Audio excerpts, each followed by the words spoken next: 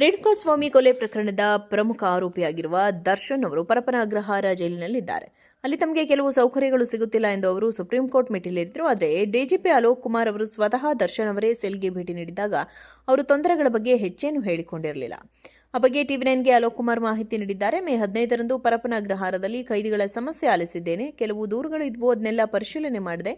ದರ್ಶನ್ ಇರುವ ಸೆಲ್ಗೂ ಹೋಗಿದ್ದೆ. ಕುಟುಂಬದವರನ್ನ ಭೇಟಿ ಮಾಡಲು ಅವಕಾಶ ಬೇಕು ಮತ್ತು ಫೋನ್ ಮಾಡಲು ಸಮಯ ಕೊಡಬೇಕು ಎಂಬುದನ್ನು ಬಿಟ್ಟರೆ ಬೇರೆ ಏನೂ ಸಮಸ್ಯೆ ಇಲ್ಲ ಎಂದು ಅವರು ಹೇಳಿದ್ದಾರೆ ಎಂದಿದ್ದಾರೆ ಅಲೋಕ್ ಕುಮಾರ್.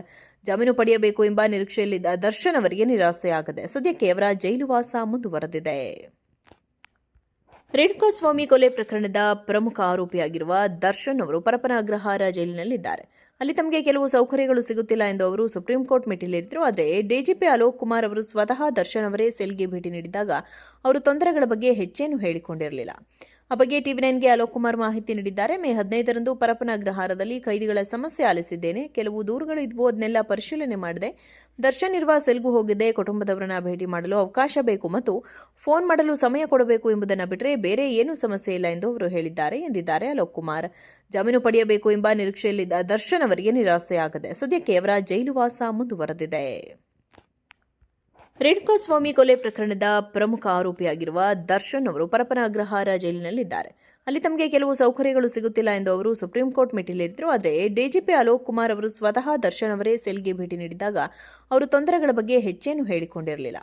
ಆ ಬಗ್ಗೆ ಟಿವಿ9ಗೆ ಅಲೋಕ್ ಕುಮಾರ್ ಮಾಹಿತಿ ನೀಡಿದ್ದಾರೆ. ಮೇ 15ರಂದು ಪರಪ್ಪನ ಅಗ್ರಹಾರದಲ್ಲಿ ಕೈದಿಗಳ ಸಮಸ್ಯೆ ಆಲಿಸಿದ್ದೇನೆ. ಕೆಲವು ದೂರುಗಳು ಇದ್ವು, ಅದನ್ನೆಲ್ಲ ಪರಿಶೀಲನೆ ಮಾಡಿದೆ.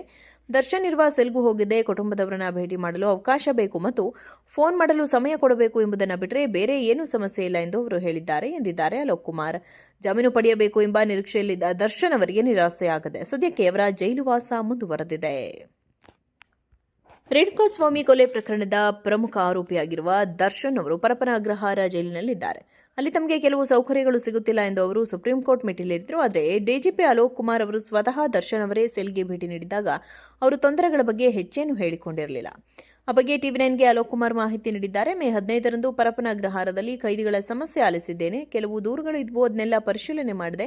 ದರ್ಶನ್ ಇರುವ ಸೆಲ್ಗೂ ಹೋಗಿದ್ದೆ. ಕುಟುಂಬದವರನ್ನ ಭೇಟಿ ಮಾಡಲು ಅವಕಾಶ ಬೇಕು ಮತ್ತು ಫೋನ್ ಮಾಡಲು ಸಮಯ ಕೊಡಬೇಕು ಎಂಬುದನ್ನು ಬಿಟ್ಟರೆ ಬೇರೆ ಏನೂ ಸಮಸ್ಯೆ ಇಲ್ಲ ಎಂದು ಅವರು ಹೇಳಿದ್ದಾರೆ ಎಂದಿದ್ದಾರೆ ಅಲೋಕ್ ಕುಮಾರ್.